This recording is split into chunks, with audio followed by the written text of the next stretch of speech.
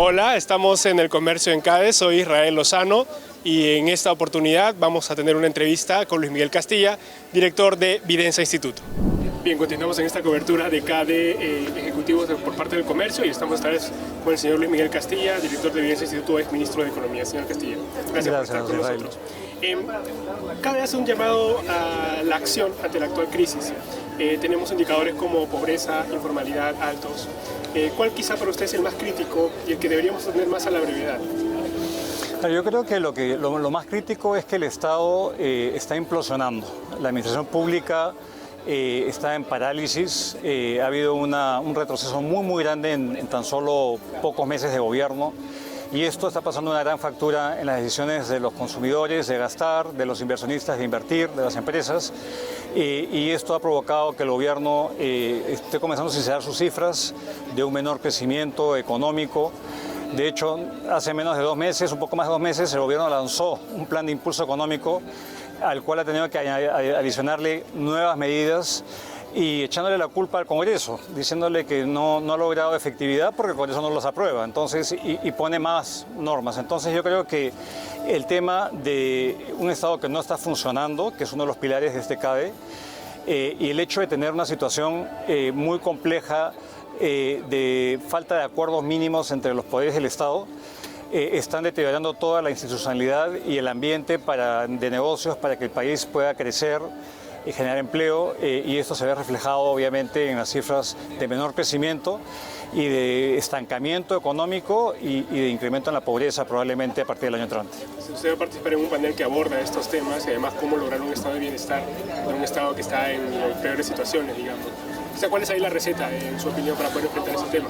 Mire, creo que hay varios temas ahí, pero quizás lo más importante cuando uno habla del Estado es que el Estado son personas, son servidores públicos que deben de cumplir un rol importante, de hecho la Constitución le otorga al Estado. El artículo 58 habla que el Estado es responsable de proveer servicios de educación, de salud, de seguridad, y ante la ineficacia de desempeñar este rol y la falta de transparencia es que vemos que los ciudadanos buscan alternativas que pueden ser más estatismo, una paradoja.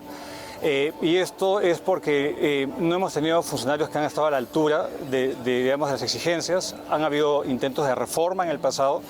La ley Servir se aprobó en 2013, no se ha implementado hasta la fecha. Y lo importante es recuperar por lo menos esa capacidad de un Estado que funcione de mínimos. Eso se ha perdido en el país y yo creo que eso pasa por reinstalar la meritocracia, reclutar a la gente que se ha ido, volverla a traer al Estado y crear los incentivos para la toma de decisiones. Hoy día la mejor decisión es la no decisión. No hay muchos desincentivos para tomar decisiones. Esto responde a este copamiento político y también el rol de los controles internos. Hay un control interno que a veces es muy necesario, pero que a veces tiende a penalizar la toma de decisiones. La discrecionalidad se castiga en este país y por ende la mejor acción es la inacción.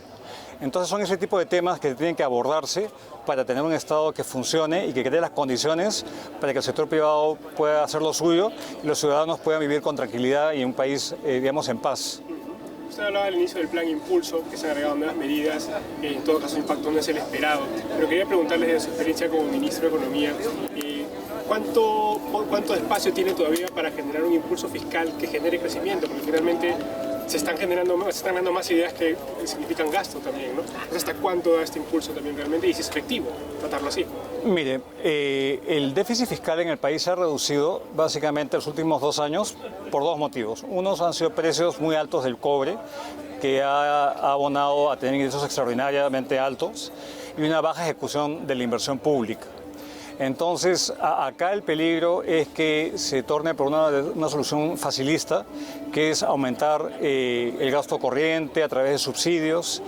De hecho, lo que todavía está pendiente es aprobación de subsidios al transporte público, subsidios a la electricidad. O sea, hay un poco de margen para efectivamente gastar un poco más, pero yo creo que eso no va a redundar en un crecimiento de la inversión privada que hoy día está parada ante el problema que describí anteriormente, la inacción estatal, y ante las medidas que son muy malas, medidas en lo laboral, y de falta de consistencia dentro del gobierno. Entonces, acordémonos también que mucho del gasto fiscal lo realizan los gobiernos regionales y locales. Estamos a vísperas de que ingresen nuevas autoridades que usualmente cada 4 años tienen que enfrentar un desplome en el gasto público porque no tienen la capacidad, porque hay altísima rotación de autoridades y porque usualmente tienden a fiscalizar lo que hizo la gestión anterior. Entonces, no es la panacea inyectarle más recursos, eso puede que aumente temporalmente la actividad económica, pero no asegura que efectivamente vuelvan a reavivarse los espíritus animales privados que están ahí esperando, digamos, una situación de mucha mayor tranquilidad y predictibilidad para poder operar. Básicamente la potencialidad está ahí dada y depende del Estado crear las condiciones. El gobierno planteaba hace unos instantes cuestión de confianza y en el escenario que usted describe no parece ser lo mejor o lo más indicado, ¿no? ¿Qué efectos adversos tendría sobre el escenario político de conflictividad, pero también sobre la actividad económica? Mire, yo creo que es muy complicado, estamos entrando en terrenos incluso más complicados. Pareciera que el Congreso el Ejecutivo quiere quemar una de las balas que tiene ante sí, buscando una mayor confrontación entre poderes del Estado. Es preocupante también que el populismo parlamentario ahora recibe una carta, digamos, una luz verde, que el propio Tribunal Constitucional ahora ha abierto la compuerta de iniciativas de gasto parlamentario. Eso sería muy pernicioso para la estabilidad macroeconómica del país. Entonces creo que tanto nuestros líderes en el Poder Ejecutivo como en el Congreso no se dan cuenta de lo que está en juego.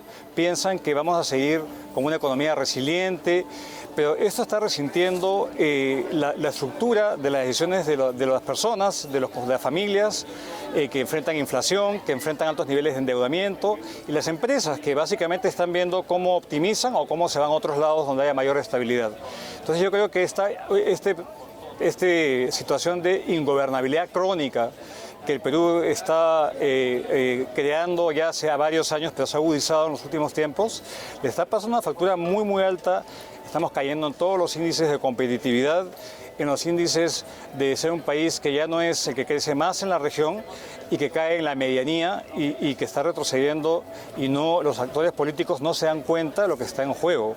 Estamos poniendo 3 décadas de prosperidad y de avance, se está poniendo ahora en tela de juicio, y podemos entrar francamente en un proceso de retroceso si es que no internalizamos la urgencia que efectivamente esta sesión del CADE Ejecutivos llama a la acción, ¿no? Una acción para tener un país en emergencia, y yo creo que sí se está dando la situación de no internalizar todo lo que está en juego.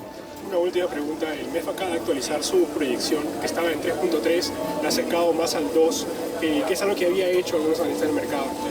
¿Cuánto perdemos como en el retroceso de pobreza o en informalidad con un crecimiento que está más cercano al 2%, 2.7%? ¿Y qué tanto afecta ello al país? Mire, yo creo que una cifra muy diciente es que cuando crecíamos a tasas en torno al 6% en promedio, éramos capaces de sacar a 1 millón de peruanos de la pobreza cada año, y ahora se ha detenido la reducción de la pobreza.